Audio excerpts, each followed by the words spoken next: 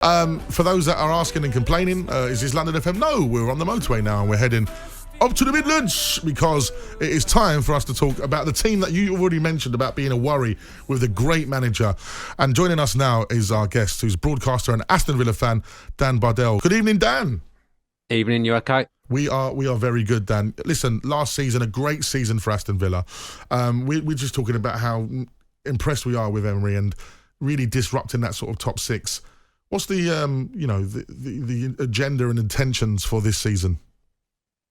I think it's the first time the club's been in Europe for over a decade now, so I think the fans are excited about that prospect. They want to attack the Europa Conference League and try and win a trophy. I think probably if you offered Villa fans a similar season to what West Ham have just had, I think they'd take that, because getting their hands on a trophy would be massive for the club, because they haven't won anything since I was 10 years old, and that was 1996. So that's an awful long time for Villa to be without a trophy. So that's something that they want to do. But I think Unai Emery is such an exciting manager, and seeing what he did at the club in that short space of time has got Villa fans dreaming. And I really think Villa can make a decent fist of being in both competitions next season. I don't think you'll see many leave Villa Park, but we've had two come in already. You'll probably see another couple come in as well. There's some youth players that have been on loan in the Championship who've developed well over the last 12 months as well. So I think everything behind the scene, you know what it's like as football fans, when it feels like everything's heading in the same direction. It's a really, really good place to be at. And that's where it feels like Villa are at the moment. The fan base, the board, the manager, everything's in harmony. Everything's travelling in the same direction. A little bit like Newcastle, in that you just feel now it's time to get excited. And I think Villa fans have had some misery, but this is really a time now to get behind the team. And I think Villa can do something this season. Dan, earlier in the show, Majestic and I were talking about the brilliance of Unai Emery, and I said that I don't think he's as good as Jurgen Klopp. I don't think he's as good as Pep Guardiola. But for me, he is better than every other manager in the league, and is actually in a league of his own. Like, nobody else is really comparable to him, and he isn't comparable to anyone else apart from the top two. Do you see him? Am I correct with that assessment? Do you think he is that good, or have I been slightly too lavish with the praise there? I think that's probably fair, because you look at him, you're right, he is unique. There is no one else like him, but what he is a specialist. He goes into clubs and look at what he did at Sevilla, what he's done at Villarreal. Those clubs going all the way in Europe. Look at the Champions League run, for example, for Villarreal.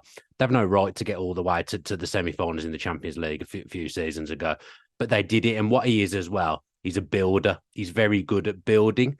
He didn't have, in January, for example, managers come in. Steven Gerrard the year before came into Villa, said, I need this, I need that, I need my own players. Villa aren't going to improve until I get my own players. And if these players here don't improve, I'll just buy some new ones.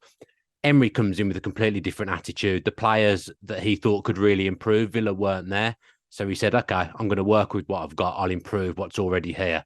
And Villa shot up the table, and to have qualified for Europe is absolutely ridiculous, because when he took over, the club looked like it was heading down and under Steven Gerrard. So to get that club and galvanise it and move them up the table and get them seventh and get Europe, everyone raves about the season Brighton had, and rightly so.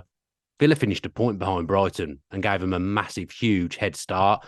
So this manager is a special manager. He's pulled the whole place together, and Villa had a 5-year plan to get into Europe, and kind of by default, they've ended up there quite fortunately because of the manager. But I think he'll be here for a long time now. And I think with the finances he'll be given, the backing he'll be given, he's got something to prove as well. He's wounded by what happened to him at Arsenal. And the signs early doors are so good. And already it feels like an efficient window for Villa so far. Speaking of that efficient window, Pau Torres is signed from Valencia for 31.5 million. The club's most expensive defensive signing, second behind Buendia.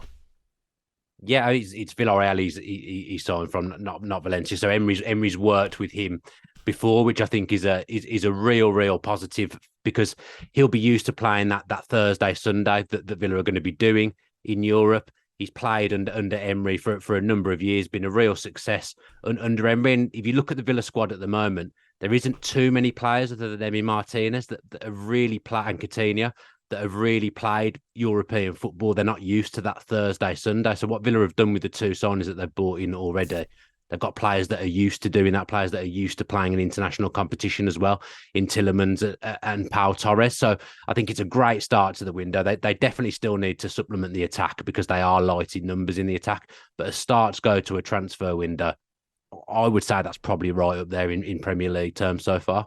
What else do you need, Dan? Are you hoping that this Moussa Diaby from Leverkusen comes off? They definitely need a couple of attacking reinforcements, I would say. Villa they're not the quickest team in the league. They've got Ollie Watkins up front, but if anything happened to him, there isn't really another striker to come in and take his place. But there isn't really any pace in that Villa side, and he is electric. Diaby, he's played with Leon Bailey before at Leverkusen as well, who's already at the football club. He'd be an excellent sign. So they need that kind of wide player, but I'd also say they need some form of an attacker, whether it be another goal scorer to compete with Ollie Watkins, or that kind of hybrid number 10. There's quite a lot of murmurs around João Felix, who you'll have watched, Rory, over the last 6 months, and he was someone that Villa were very keen on in January, but he just wasn't interested at all. I do wonder if he looks at the improvement that has happened at Villa and looks at some of the players that Unai Emery has improved. Villa have been very keen to work with Mendes as well, his agent, in a similar way in which Wolves have done for a number of years. I just wonder whether he might be the type of player that they can persuade to come to Villa Park and give it a real good go in Europe. And he's someone that needs a little bit of a rebuild himself. If I was a footballer, I would look at Villa and look at that manager and think, there isn't many better places to go where I know I'm going to improve as a player, because Unai Emery, as you said earlier, Rory, he is that good. Absolutely. Listen, Villa in 4 competitions this season, including the UEFA Conference League. Do you think the addition of the European football might hinder some of the Premier League advantages that you were making last season, or do you feel that you've got a squad adequate enough to compete on all fronts? They definitely need a couple more at the moment. I think that Thursday, Sunday would be a little bit of a slog. It would be difficult for them.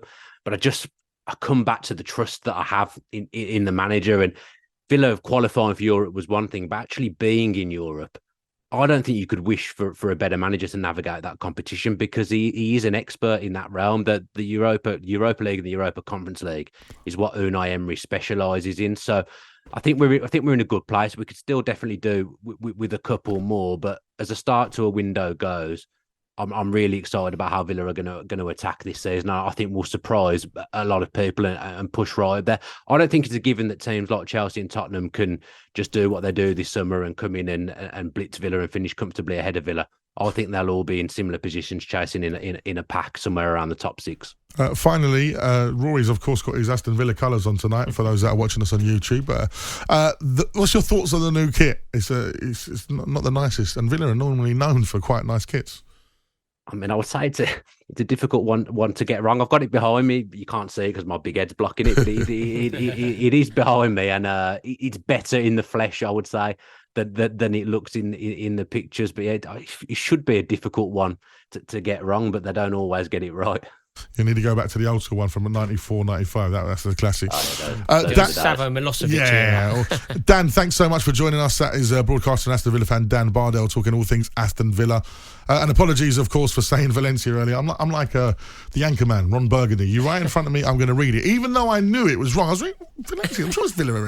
But I'll go with it.